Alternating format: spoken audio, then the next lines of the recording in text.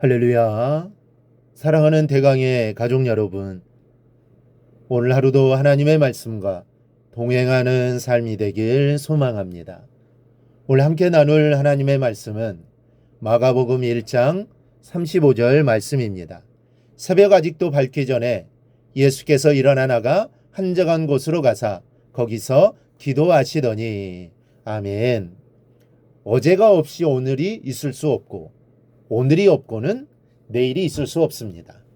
한 해가 소중하고 또 한 달 한 달이 귀중하지만 하루가 모여져야 일주일이 되고 일주일이 모여 한 달, 또 한 해가 되는 겁니다. 그만큼 하루가 소중하다라는 말입니다.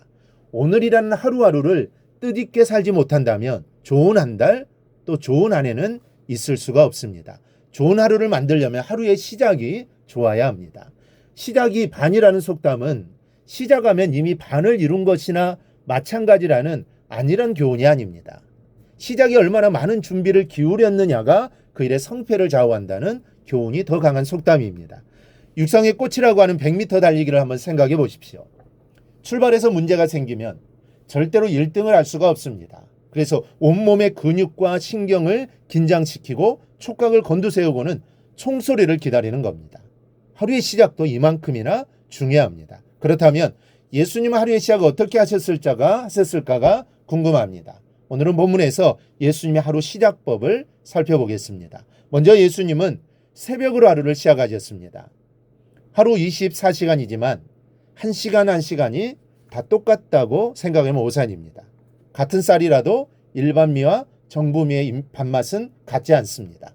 또 같은 기름이라도 휘발유와 경유는 엄연한 차이가 있습니다. 시간도 신선한 새벽의 시간과 지루한 한낮의 시간, 그리고 피곤한 밤의 시간이 다 다른 겁니다.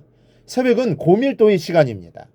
새벽에 한 시간을 잘 활용하면 낮 시간 두세 배 효과를 얻을 수 있습니다. 그래서 새벽 시간이 소중한 것이죠.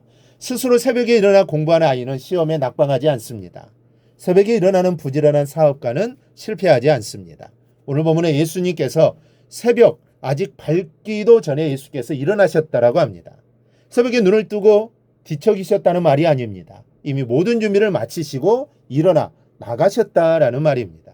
전날에 예수님은 가르치시는 것과 병을 고치는 치유사역으로 녹초가 되셨습니다. 그러면 그 다음날은 쉬고 싶은 것이 사람의 심정인데 예수님은 날이 밝기도 전에 일어나 한적한 곳으로 나가셨습니다.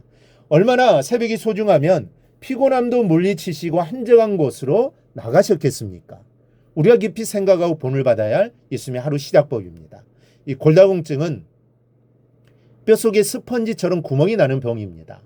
노화되면서 칼슘의 양이 부족하면 뼈의 밀도가 낮아지면서 생깁니다. 그런데 사람의 몸만 골다공증이 생기는 것이 아닙니다. 신앙에 골다공증이 있습니다. 새벽을 깨우지 못하는 신앙인이 바로 이 신앙의 골다공증을 앓기가 쉽습니다.